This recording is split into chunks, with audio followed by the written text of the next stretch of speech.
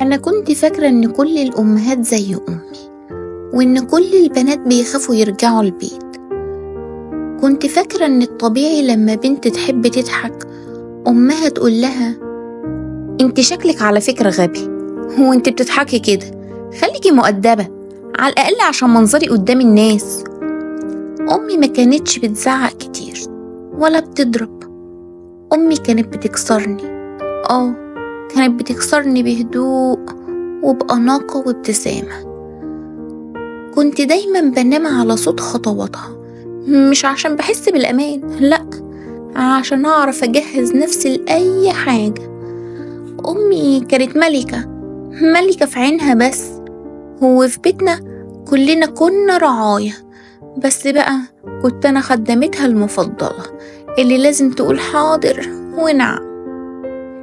كنت لما أجي ألبس حاجة تعجبني تروح تقولي: هو إيه القرف اللي انتي لابساه ده؟ شايفة نفسك حلوة كده؟ والله ربنا يشفيكي من الغرور اللي عندك. أجي أقول رأيي في حاجة: هو انتي بتفهم أكتر مني؟ واضح إن دماغك بدأت تكبر عليكي. كنت بسمع الجملة دي كتير. على فكرة أنا عملت كل ده علشانك، بس كل اللي كانت بتعمله كان عشان صورتها بس قدام الناس، عايزة الناس تقول: يا سلام، شايفة بنتها كويسة ازاي؟ هي ما كانتش عايزة بنت، أمي كانت عايزة مراية تشوف فيها جمالها وذكائها وهبتها وتكسرها لما تحب. مرة وأنا عندي 12 سنة دخلت عليها وقلت: ماما، ممكن أروح رحلة مع المدرسة؟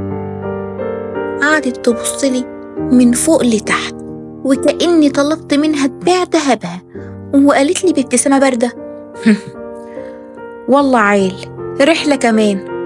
ده انت متستاهليش حتى تطلعي برا الأوضة. كنت لما عيط تقول لي: هو انت بتعيطي ليه؟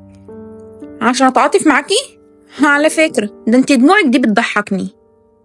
وأكتر حاجة كانت بتحبها إنها تقعد تلم الناس حواليها وتبدأ تتكلم عن بطولاتها: أنا اللي ربيت، أنا اللي شلتها وهي عيانة، أنا اللي ضحيت عشانها، بس هي نكرة للجميل.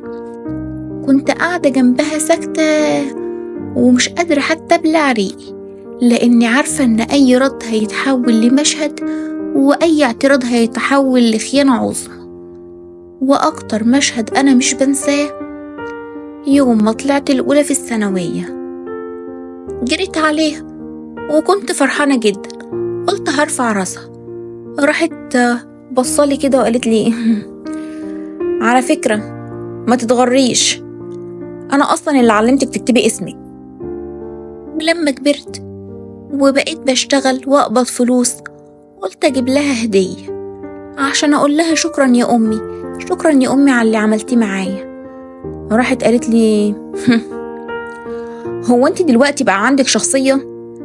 فاكرة إنك لو جبتيلي هدية هسامحك على كل حاجة؟ أنا أصلا ما كنتش عاملة حاجة، ما كانش في حاجة من أصله، بس هي دايما شايفة إن عندي ذنب ولازم أدفعه.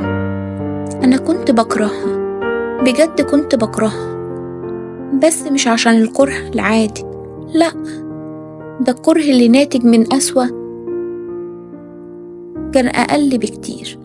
أنا بكرهها عشان أنا بقيت شبهها، بقيت أشك حتى في نفسي، بقيت أخاف أضحك، بقيت أخاف أفرح، أخاف أحب وأتحب. أنا دلوقتي بقيت كبيرة، وكل مرة أبص في المراية أسمع صوتها جوا وداني وهو بيقول لي: شايفة نفسك؟ فاكرة إن حد ممكن يحبك؟ وماتت، أمي ماتت، ومات جوايا حاجات كتير، بس الوجع لسه حي جوايا. كل ما حد يقول لي ادعي لها، الأم مهما كانت أنا بسكت وببص بعيد، علشان لو اتكلمت الدنيا كلها تتشق من الصدمة.